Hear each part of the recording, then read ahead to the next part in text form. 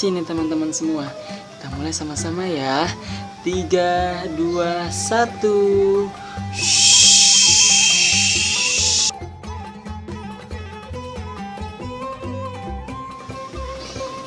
Bermula di saat dimana kota Mekah teman-teman pada zaman itu amat sangat menyedihkan teman-teman.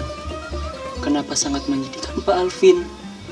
Iya teman-teman, karena orang-orangnya itu pada zaman itu teman-teman, orang-orangnya senang sekali menyembah patung. Patung kok disembah Pak Alvin? Iya, mereka menganggap bahwa patung itu adalah Tuhannya teman-teman. Makanya orang-orang di saat itu pada menyembah patung. Sedih sekali ya teman-teman. Iya Pak Alvin. Nah, kemudian di saat itu Nabi Muhammad lebih senang merenung teman-teman, lebih senang duduk menyendiri, memikirkan umat-umatnya yang di saat itu sedang asik-asiknya, senang-senangnya menyembah berhala atau menyembah patung. Nabi Muhammad sedih dan akhirnya beliau senang duduk menyendiri teman-teman, lebih sering duduk menyendiri, beribadah kepada Allah. Pada saat itu teman-teman, Allah memberikan ilham kepada Nabi Muhammad. Allah memberikan petunjuk kepada Nabi kita, Nabi Muhammad, untuk beribadah, yaitu dengan cara bertafakur teman-teman. Apa tuh Pak Alvin tafakur? Tafakur itu adalah mengagungkan kekuasaan Allah lewat ciptaan-ciptaannya teman-teman yang ada di alam raya ini.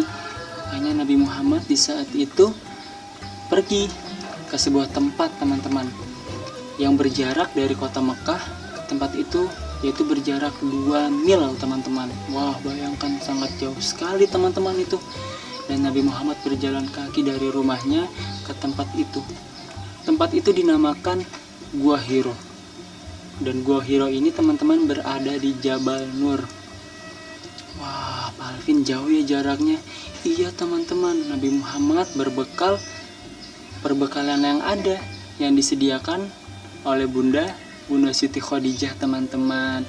Nah, bekalnya itu berupa roti gandum dan minuman teman-teman. Kemudian seiring Nabi Muhammad SAW beribadah, berenung di Gua Hiro teman-teman, setiap malamnya, hingga pada suatu ketika turunlah malaikat Jibril teman-teman yang ingin menyampaikan wahyu kepada Nabi Muhammad SAW. Wah, malaikat turun dan menemui Muhammad langsung teman-teman. Nah, apa yang terjadi?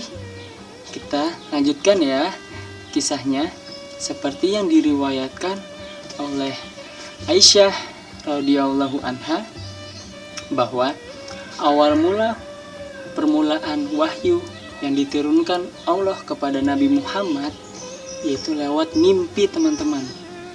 Wah, mimpi Pak Alvin? Iya, lewat mimpi teman-teman. Mimpinya ini adalah mimpi yang langsung dari Allah yang diberikan kepada Muhammad dalam tidurnya. Mimpi ini berupa sesuatu yang menyerupai fajar di saat subuh teman-teman. Jadi mimpinya hanya berupa sesuatu yang menyerupai fajar teman-teman, yang menyingsing datang di saat subuh teman-teman. Nah, kemudian di saat itu Rasulullah pun mengasingkan diri teman-teman ke Gua Hiro untuk beribadah dan berzikir kepada Allah di malam hari teman-teman, sebelum Nabi Muhammad pulang ke keluarga atau ke rumahnya untuk mengambil bekal lagi teman-teman. Nah, kemudian Rasulullah pun menemui Khadijah ketika di rumahnya untuk disiapkan bekal. Dan setelah itu Rasulullah pun menuju Gua Hiro lagi untuk beribadah teman-teman. Selalu seperti itu setiap malamnya teman-teman. Nah, kemudian pada suatu malam datanglah kebenaran yang Allah sampaikan, yang Allah berikan lewat malaikat Jibril teman-teman. Turunlah malaikat Jibril teman-teman menghampiri Rasulullah yang sedang berada di Gua Hiro yang saat itu sedang beribadah kepada Allah. Malaikat Jibril datang menghampiri Rasulullah dan berkata kepada Rasulullah, "Bacalah." Maka di saat itu pun Rasulullah pun berkata kepada malaikat Jibril, "Aku tidak bisa membaca." Nah, kemudian malaikat Jibril pun di saat itu memegang pundak Rasulullah dan merangkulnya. Dan di saat itu, seperti yang diriwayatkan oleh Aisyah radhiyallahu anha, Nabi kita Muhammad SAW, teman-teman, itu merasakan sesak nafas, sesak di dadanya. Karena saat itu bayangkan malaikat Jibril memeluk Rasulullah. Rasulullah pun merasa sesak di dadanya. Kemudian malaikat Jibril dengan berbaik hati pun melepaskannya. Nah, kemudian Nabi Muhammad pun berkatanya sama, aku tidak bisa membaca. Nah, kemudian malaikat Jibril pun di saat itu melakukan hal yang sama, yaitu memegang pundak Rasulullah dan merangkul untuk kedua kalinya, teman-teman. Hingga Rasulullah itu merasakan sesak yang amat sesak yang beliau rasakan, teman-teman. Wah, ini Pak Alvin berceritanya ini merinding sekali, teman-teman. Bayangkan loh teman-teman, dipeluk terus-terusan oleh malaikat Jibril sehingga Rasulullah pun merasakan sesak yang amat sesak di dadanya, teman-teman. Dan kemudian malaikat Jibril pun berbaik hati untuk melepaskannya. Malaikat Jibril pun berkata kepada Nabi Muhammad, simak baik-baik ya teman-teman, bacalah dengan menyebut nama Tuhanmu yang menciptakan. Dia telah menciptakan manusia dari segumpal darah. Bacalah, dan Tuhanmu lah yang maha mulia, yang mengajar manusia dengan pena. Dia mengajarkan kepada manusia apa yang tidak diketahuinya. Surat Al-Alaq ayat 1-5. Nah, hingga pada saat itu teman-teman diturunkan surat dari Al-Quran pertama kali, yaitu surat Al-Alaq kepada Nabi Muhammad ayat 1-5. Kemudian teman-teman, Nabi Muhammad pun mengucapkan dan mengulangi bacaan yang tadi malaikat Jibril sampaikan kepada Nabi Muhammad. Hingga sampai hatinya Nabi Muhammad pun bergetar, teman-teman.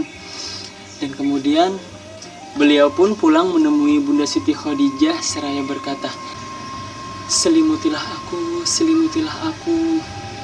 Bunda Siti Khadijah pun kaget, teman-teman, dan menyelimuti Nabi Muhammad sehingga Nabi Muhammad tidak merasakan dingin yang amat dingin seperti merasakan demam.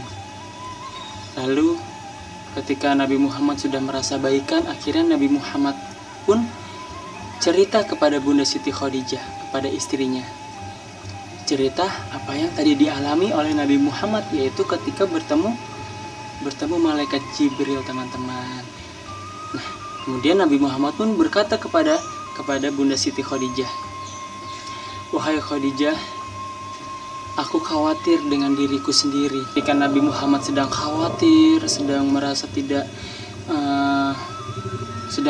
dirinya dingin, menggigil, dan merasa ketakutan, akhirnya Bunda Siti Khadijah pun menyemangati beliau, menghibur beliau.